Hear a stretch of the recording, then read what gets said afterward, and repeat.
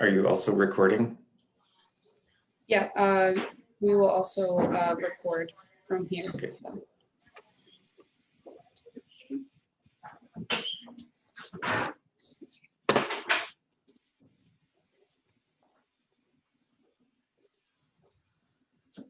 Okay, so we're ready to start. As usual, I will start it off by reading the land acknowledgement. So we respectively acknowledge the territory in which we gather as the ancestral homelands of the Beothuk and the island of Newfoundland as the ancestral homelands of the Mi'kmaq and Beothuk. We would also like to recognize the Inuit of Nunatsiavut and Nunatukovut and the Innu of Nasinan and their ancestors as the original people of Labrador. We strive for respectful relationships with all the peoples of this province as we search for collective healing and true reconciliation and honor this beautiful land together. With that, we are ready to start. Dr. Andreassen, we're very happy to have you for our seminar, and you can start your screen share and your presentation when you're ready.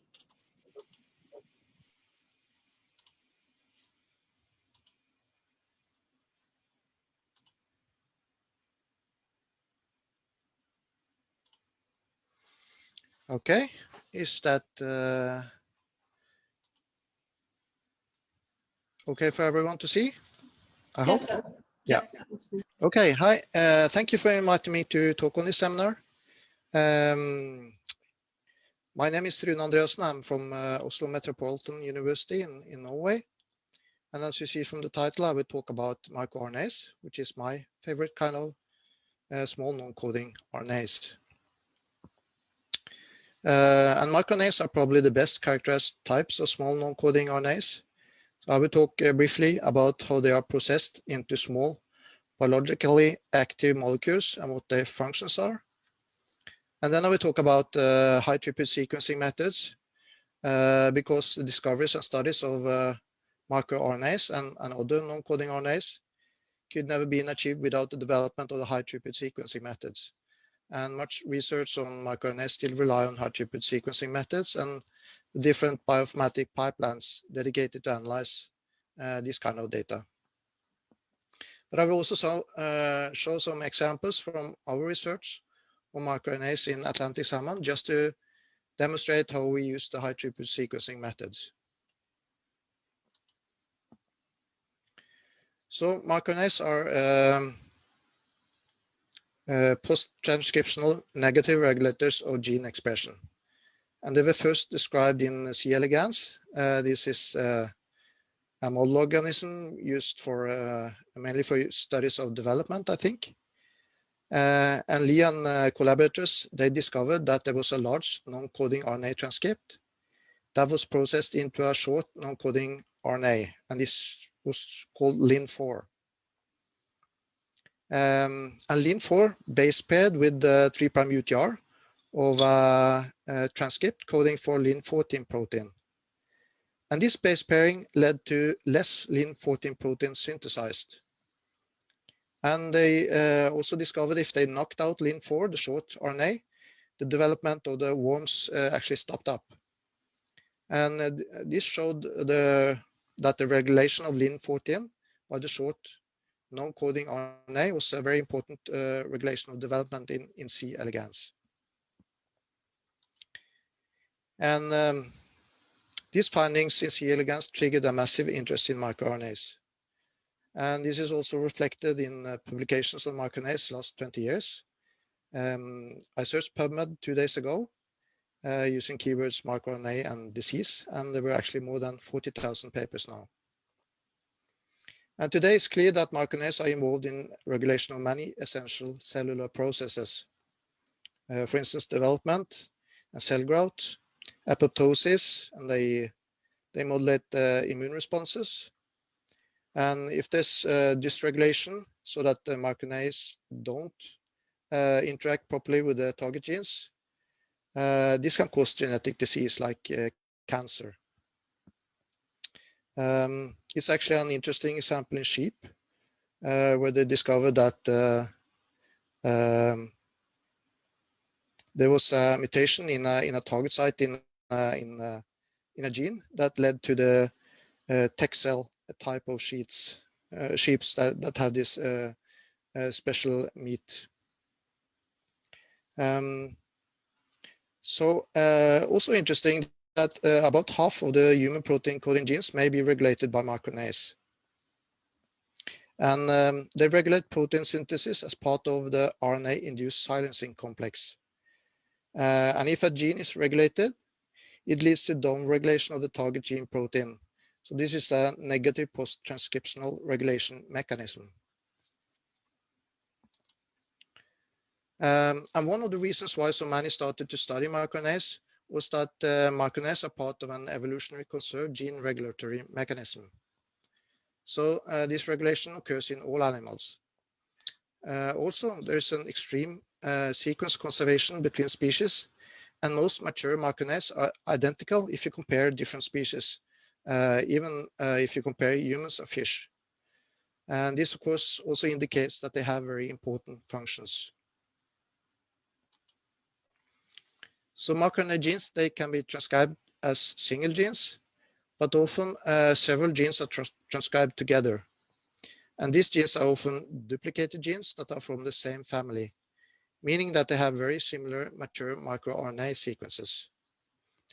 We discovered that in Atlantic salmon, there's even a larger number of such identical microRNA genes because of the fairly recent fourth genome duplication in salmonids.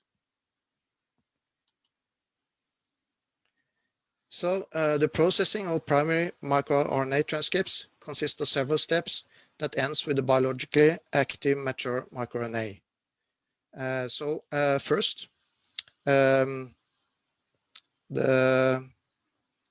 primary microRNA transcript has the ability to fold back on itself and form hairpin structures. And these hairpin structures are recognized and cut by a protein called DROSHA into a smaller hairpin with a 2 nucleotide overhang in the 3' end. And the total size of this precursor microRNA is usually less than 100 nucleotides. This is transported out to the cytoplasm, and another important enzyme called dicer cuts this hairpin.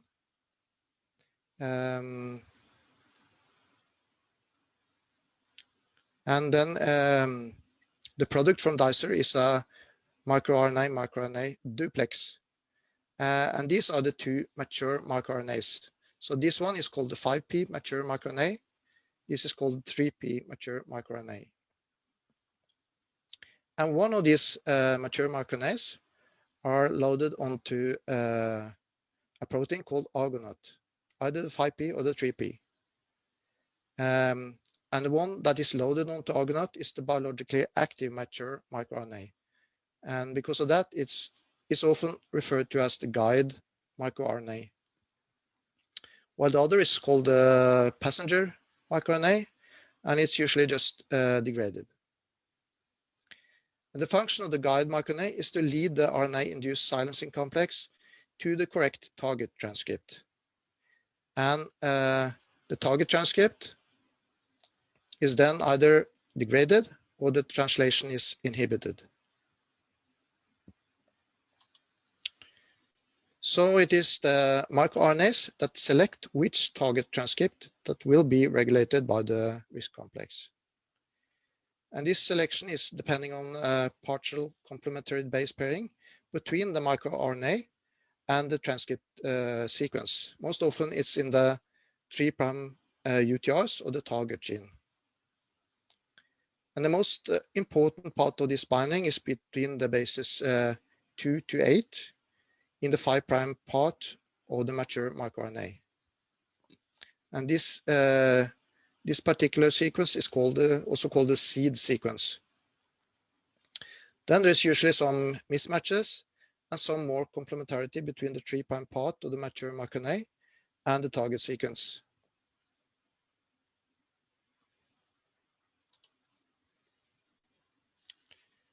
So this is what is called a kind of classical microRNA target gene binding. And most of the in silico prediction tools that is used for prediction of which genes that may be regulated by a certain mature microRNA use these rules given here. Also, since the seed is the most important part, and this is only 7 bases, one microRNA have the ' or possibility to regulate many different transcripts.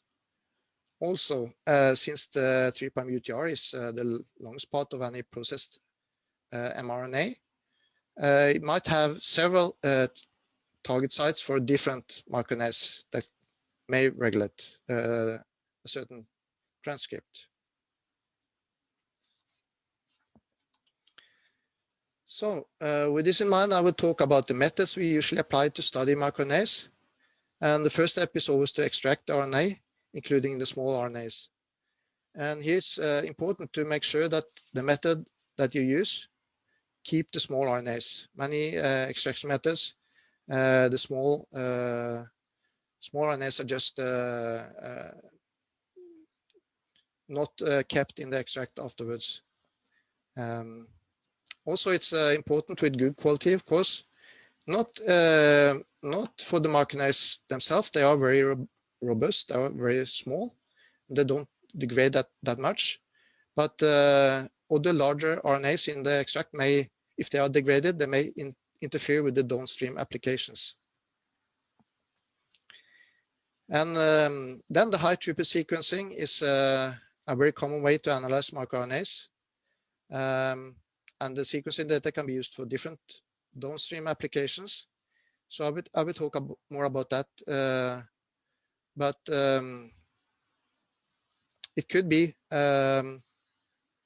characterization of microRNAs, or another very common way to use this high throughput sequencing is to do differential expression analysis. And both of these applications depend on well-designed pipelines. So another option, if you like to look at expression of a few microRNAs, but in many samples, for instance, it might be better to use a qPCR method. But since the microRNAs are very short, it's common to use cDNA synthesis, where you add a universal tail, and then you use the mature microRNA sequence itself and priming the universal tail to do the qPCR. Also, if you do qPCR on microRNAs, it's wise to use some other stable microRNA as normalizer genes. The common normalizer used for gene expression is not working that well when you do expression or qPCR with the microRNAs. So today there are many different platforms for high throughput sequencing, but since the mature microRNAs are very short, we prefer to use Illumina platform, and with no paired end read option.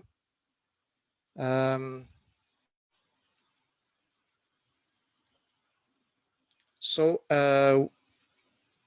when we have the raw data, we usually do a quality check with a tool called FastQC. Then we remove adapters and filter the reads so that the size range outside what we expect is the small microRNAs are removed. And then we usually do a new FastQ check to be sure that everything is fine. So FastQC is a common tool to check quality, but when most of the reads are microRNAs, FastQC will give error messages on some parameters. For instance, on per base sequence content, as the basis from sequencing a small RNA library, they are not completely random. Also, the duplication levels are different from when you do exome sequencing, as there might be a high duplication rate of common microRNAs. And these common microRNAs will also be overrepresented sequences. Again, this is usually nothing to worry about when you do the FastQC quality check. But of course, if you do the check on the ones that you have processed, where you have removed adapter and everything, you would not like to see the adapters among the overrepresented sequences in this step.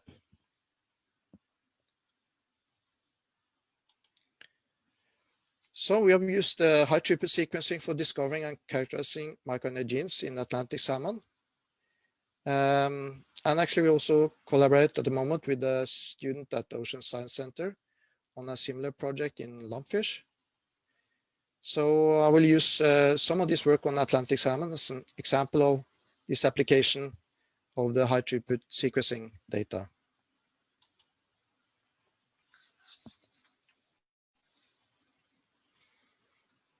So in this project, we used the small RNA sequences together with the genome sequence from Atlantic salmon to discover the location of the precursor sequences in the genome and to identify the sequence of the 5P and the 3P mature sequences. And there's a very nice bioinformatic tool developed by Mark Friedlander, which is called miRDeep. And this